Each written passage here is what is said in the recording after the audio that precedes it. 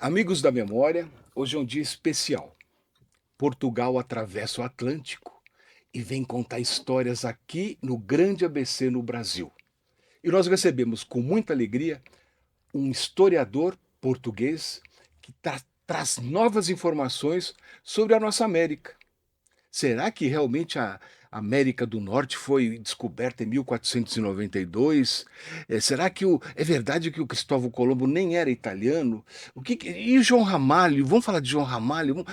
É um programa para vocês ouvirem e guardarem, porque está sendo lançado um livro maravilhoso sobre essa história. E o nosso convidado é o Manuel Rosa, que veio até o Diário do Grande ABC acompanhado de João Tomás do Amaral, que é o presidente do Instituto Histórico e Geográfico de São Paulo. Então hoje é um programa internacional.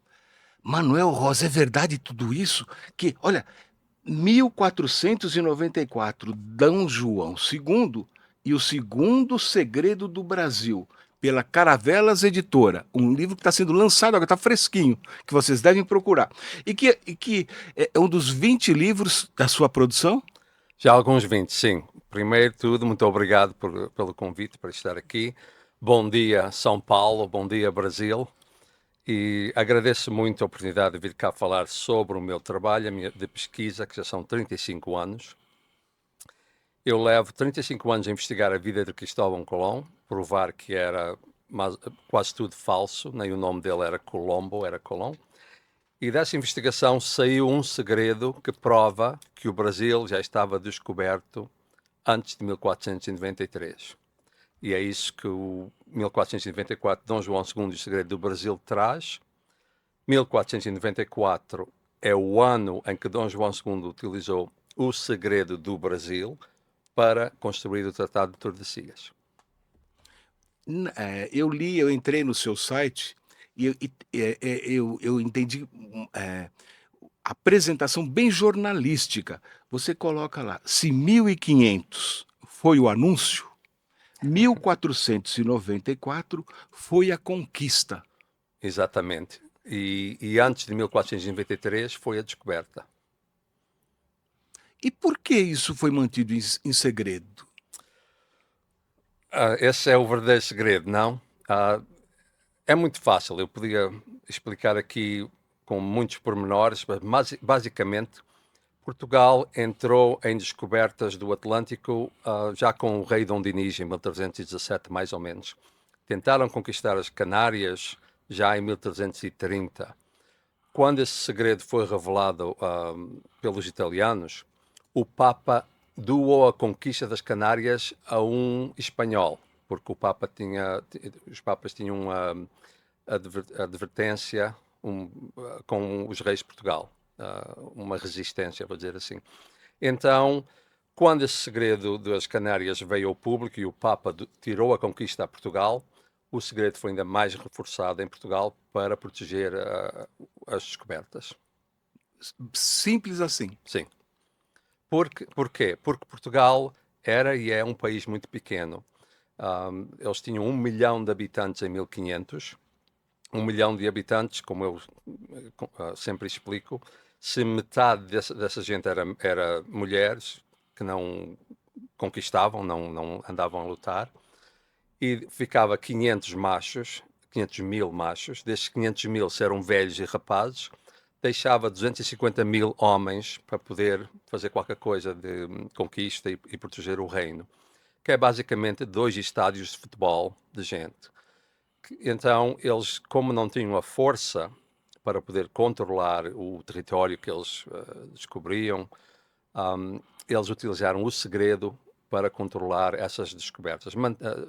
O segredo, basicamente nas Américas, não havia comércio, que era que eles estavam à procura, mas isso dava-lhes sabedoria. Eles utilizaram esse segredo para trocar com a Espanha em 1494 e proteger o comércio da Índia e da Guiné.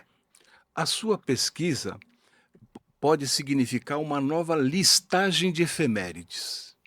Sim, o que estamos a mostrar aqui é exatamente aquilo que todo mundo suspeitava. Dom João II marcou uma linha no mapa que incluía o Brasil no lado de Portugal. Como? Ele devia de saber que aquilo estava ali. De facto, é isso que o livro prova, com um documento de 1498, que Dom João II sabia em março de 1493 que o Brasil estava aqui. Você me mostrou alguns mapas que são a chave dessa descoberta.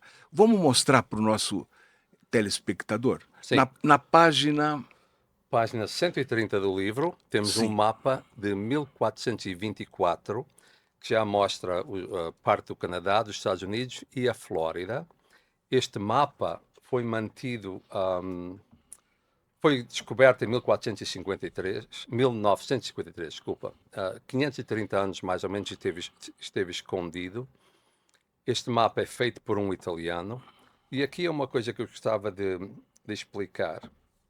Quase toda a informação que eu descobri sobre as descobertas que Portugal fez no Atlântico vêm de arquivos estrangeiros. Em Portugal, o segredo foi mantido tão perfeitamente que não existe nada. Simplesmente. Nem no Exatamente. arquivo do tombo. Nada. Nada. Nem sequer a viagem de Bartolomeu Dias, a descoberta do Cabo da Boa Esperança em 1488. O Bartolomeu Dias esteve 16 meses no mar. Nem sequer um relato dessa viagem existe. Esse mapa já foi divulgado de alguma maneira por outro pesquisador? Este de 1424, sim.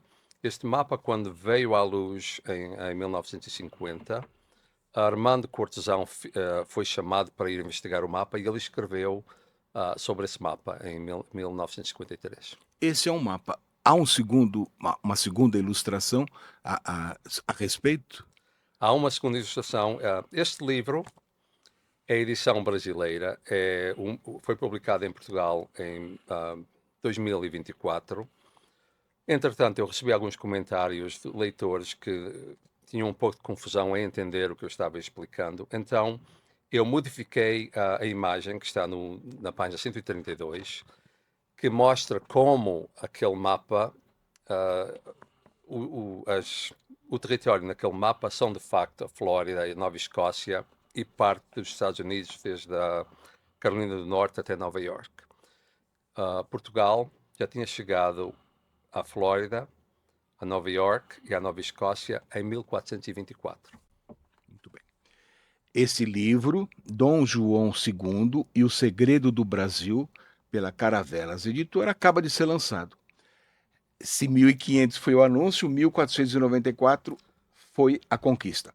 O livro anterior do Manuel Rosa já está esgotado, mas há uma versão online.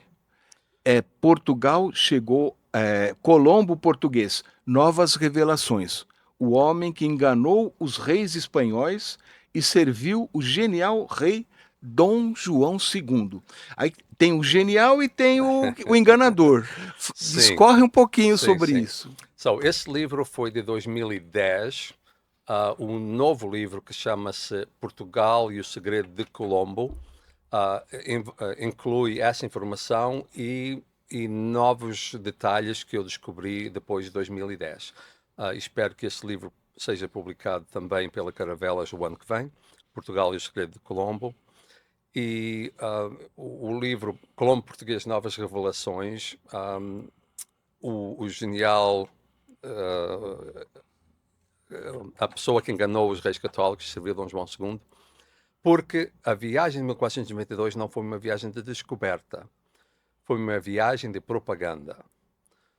O Cristóvão Colón, nunca Colombo, Colombo é um nome corruptado, que não é o nome dele, ele sempre utilizou Colón, que vem do grego para membro, e a família dele, mesmo hoje em Espanha, continua a ser Colón. Ele, quando foi para a Espanha para instigar com os reis católicos para apoiarem uma descoberta através do Atlântico, como eu mostro nesse mapa de 1424, Portugal já sabia o que estava lá e ele próprio sabia o que estava lá. Ele esteve no Canadá em 1477, um navegador de Cristóvão Colón. Entretanto, o papel dele foi fazer os reis de Espanha acreditar que a América era a Índia. E foi isso que ele fez. A data de abril de 1500, que a gente lê nos livros escolares, Pedro Álvares Cabral, 13 caravelas, né? Tá certo? Tá errado? É a Não, propaganda? claro que Cabral viajou em 1500, não, e parou no Brasil nessa viagem. Sim, isso está certo, mas não foi ele o primeiro. Duarte Pacheco Pereira já tinha navegado cá em 1498. Isso está no livro que Duarte Pacheco Pereira escreveu. Mas, como eu provo neste livro, já antes de 1493, Dom João II sabia que o Brasil estava cá.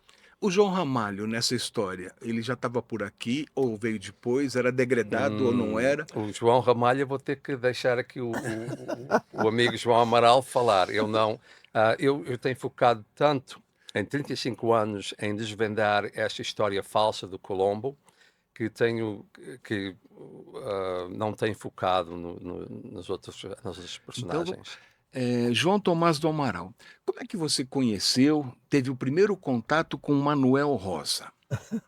O primeiro contato com o Manuel Rosa foi através da Tertúlias Portugal-Brasil. O Manuel já tinha feito uma tertúlia anterior, não sei em que ano tinha sido, mas é bem próxima da tertúlia que nós fizemos sobre os 130 anos de Portugal, do Instituto Histórico. E agora, mais recentemente, nessa apresentação do livro, o general Rui Moura fez contato comigo, dizendo da vinda do Manuel Rosa ao Brasil e se nós podíamos, vamos dizer assim, criar algumas circunstâncias, né, de acolhimento do Manuel aqui em São Paulo e no Brasil. E foi isso que nós fizemos. Aí fizemos contato e estamos essa semana. Então o Manuel Rosa vai ficar, acho que até esta quase madrugada e depois vai para João Pessoa. Fica um dia lá de João Pessoa, vai para o Rio Grande do Norte. Então é uma aproximação recente, cujo meio-campista, né, foi o general Rui Moura. Tá. E é um prazer. O Manuel Rosa esteve no Instituto Histórico, conheceu o Centro Histórico de São Paulo, estivemos na Casa de Portugal de São Paulo lançando o livro, na Rádio Trianon, aqui agora, então é Tá. uma amizade presencial recente. Tá certo. E João Ramalho, a gente sabe que você particularmente está interessado em reunir tudo o que se escreveu sobre o fundador da Vila de Santo André da Borda do Campo. Então, estamos nessa peregrinação sob a sua inspiração também, porque você indicou na minha viagem do ano passado para que eu fosse a Vouzela, e aí algumas coisas foram acontecendo. Estamos reunindo a documentação que está no Instituto Histórico e Geográfico dos vários membros que escreveram, com a Câmara Municipal de São Paulo, né? O doutor Birajara, né, tem contribuído bastante com os levantamentos e com as questões que envolvem aqui Santo André da Borda do Campo, as 7 cidades, e mais a relação próxima com Vouzela, né? Com a Câmara de Vouzela. Tá. E também o contato com a cidade de João Ramalho, aqui no estado de São Paulo. No Então, interior tem uma grande conexão aí. Aqui no Grande ABC nós temos o Palácio João Ramalho e a torcida dos ramalhões e ramalhetes, quer dizer, tudo é ligado a João Ramalho, avenidas, ruas, escolas. E agora sairá brevemente o livro das 7 cidades, né? Os Descaminhos, né? E que deve estar sendo lançado aí em abril. Aí. Ou seja, Sobre os auspícios do nosso querido Fernando Santos. tá certo. Ou seja, a pauta da memória está garantida. Ah, Manuel Rosa, quem é Manuel Rosa? Onde você nasceu? A sua formação? Você na Rádio Trianon colocou que foi bom que você adiasse o casamento para poder pesquisar mais, né? Fala um pouquinho de você. Isso é verdade. Eu posso dizer uma coisa interessante. Eu nasci na aldeia do Valverde, no Pico, que faz parte do Conselho da Madalena, e a 1 quilómetro onde eu nasci há uma aldeia chamada Sete Cidades. Só Olha, interessante. So, 7 Cidades é o título de uma editoria ah, do Diário do Grande ABC, onde está incluída a página Memória, que vai completar 49 anos. interessante. Eu não vou entrar na razão, porque temos 7 cidades. Eu nasci na Ilha do Pico. Meus pais emigraram para os Estados Unidos em 1973 e é lá que eu tenho vivido até hoje, tirando fora 2 anos de pesquisa que tive vivendo em Portugal. E sou licenciado em Ciências Humanas e depois sou doutorado em História Atlântica.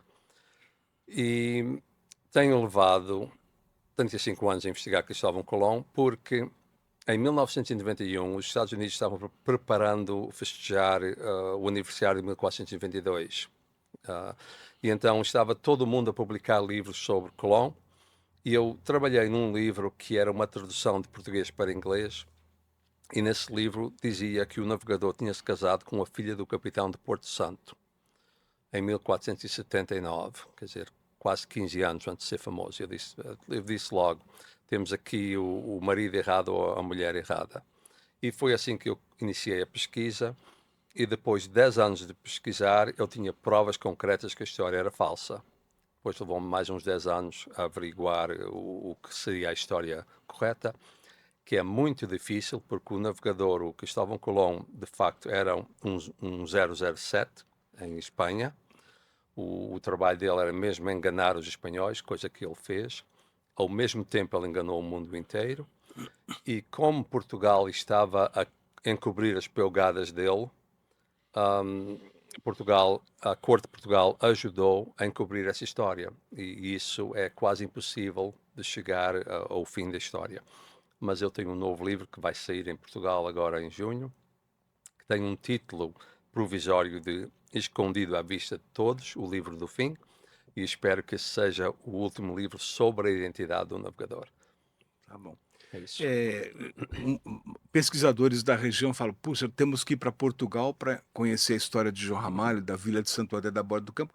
Realmente sempre voltam decepcionados porque falta a documentação, né? E Sim. é na Espanha também?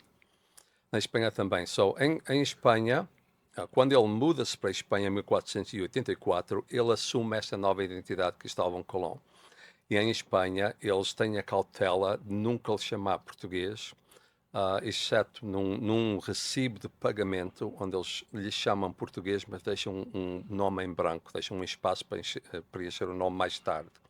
Nunca preencheram, mas contrapondo esse documento com o documento de quem pagou a ele, nós vemos que pagaram ao navegador.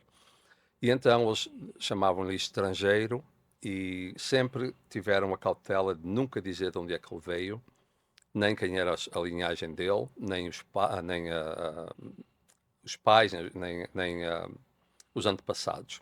De facto, em 1700 e tal, a primeira árvore genealógica do navegador começa com ele. Não tem pais. Onde pesquisar? Os jovens pesquisadores do ABC e do Brasil, onde pesquisar para entender o nascimento da nossa região? Hoje já sabemos os livros de Manuel Rosa, mas além disso, a documentação primária está fora de Portugal, está fora da Espanha, onde que está na Itália? Coimbra, a gente, puxa vida, Coimbra. Estamos a falar de sobre Pedro Álvares Cabral ou sobre as descobertas? Porque sobre as descobertas é impossível. Não, quer dizer, há umas poucas coisas que caem lá. A Carta de Caminha, como sabemos, não foi a descoberta, foi um relato sobre uma paragem já num território já conhecido. E é muito difícil encontrar informação que nos leve, foi esta pessoa nesta altura, porque não é, além de estar tudo mantido secreto, havia uma pena de morte em Portugal para quem revelasse segredos das descobertas. Além de estar tudo secreto, isto talvez nunca foi escrito. Eles regressavam, contavam ao rei o que se passou. Havia um mapa de 14 palmos no Castelo de São Jorge, e sabemos disso por causa do Jerónimo Monza, que veio em 1494 da Alemanha a Portugal, que era um aliado de Dom João II. Dom João permitiu a ele ter acesso à fundição das armas e a este mapa que estava guardado no Castelo de São Jorge. E ele disse, vimos um mapa, 14 palmos, um bem desenhado, mapa mundo, Se não fosse só essa pequena frase naquele livro, ninguém saberia que Portugal tinha um mapa, um padrão guardado no Castelo de São Jorge.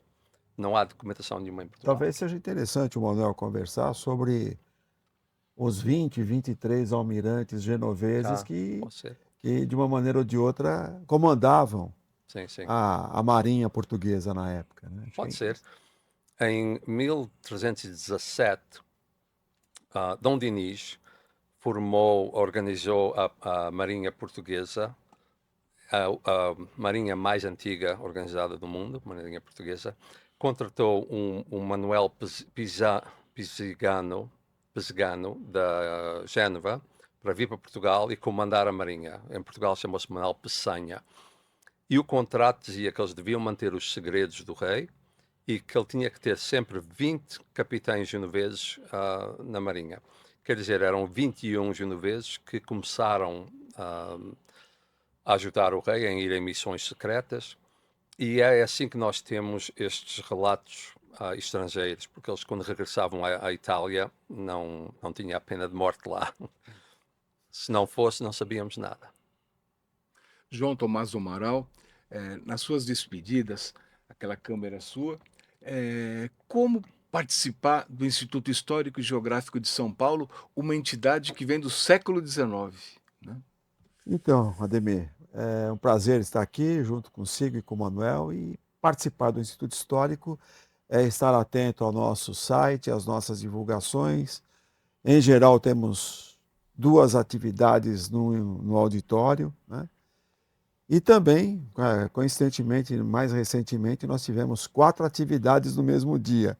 Então, o Instituto está super ativo e aqueles que estão interessados, é só verificar o site lá, Instituto Histórico e Geográfico de São Paulo, e acompanhar as nossas divulgações. Será um prazer recebê-los para poder acompanhar as ações da entidade da organização civil mais antiga da cidade e do estado de São Paulo. Muito bem. Pessoal, 1494, tá na camiseta de Manuel Rosa. Dom João II e o Segredo do Brasil. Caravelas Editora. Parabéns, Caravelas Editora. Se 1500 foi o anúncio, 1494 foi a conquista. Dr. Manuel Rosa, a câmera é sua para suas despedidas. Como conseguir o livro? Muito obrigado pelo convite para vir cá. O livro está disponível na editora Caravelas, caravelaseditora.com. Eu sei que em São Paulo está na livraria Martins Fontes, na Paulista. Compram, leiam, porque embora o livro não é muito grande, são 35 anos, é o resultado de 35 anos de pesquisa, que resultou, que não era a minha intenção escrever esse livro, mas como encontrei a informação, achei importante de publicar. E comprem, porque Cabral foi o último. Muito bem. A gente vai fazer uma pequena pausa, porque o nosso diretor de online gostaria muito de conhecer João Tomás e o Manuel, e tem algumas coisas para serem levadas para Portugal. Então, em instantes, a gente volta. Até já. Senhor Manuel, é um prazer para nós do Diário do Grande ABC. Eu sou o Rafael Santos, sou aqui gerente de mídias digitais aqui do Diário do Grande ABC. Tenho um enorme prazer, a convite do senhor Ademir Médici, um jornalista no qual tenho muito carinho, respeito e admiração, para que possa entregar em nome do Diário do Grande ABC ao senhor e o livro Antecedentes Históricos do ABC Paulista. Muito obrigado. Vou adorar ler. E aqui temos o livro de 50 anos que conta a história do Diário do Grande ABC, o maior veículo de comunicação regional da América Latina. Aqui tem o livro com prefácio do presidente da República. Obrigado. Muito obrigado. Que é um legado que nós deixamos. E aqui também uma edição histórica, onde nós completamos 20 mil edições e fizemos um exemplar com 114 páginas, num dia que foi muito importante aqui para a história do Diário do Grande ABC. E entregar isso aqui para nós é um grande feito. Para um jornal regional publicar uma edição com 114 páginas. Muito obrigado, muito obrigado. Senhor Manuel, obrigado pela presença do senhor, obrigado por receber esses presentes e estar aqui a convite do senhor Ademir Médici, junto com o senhor Thomas aí também. Muito obrigado.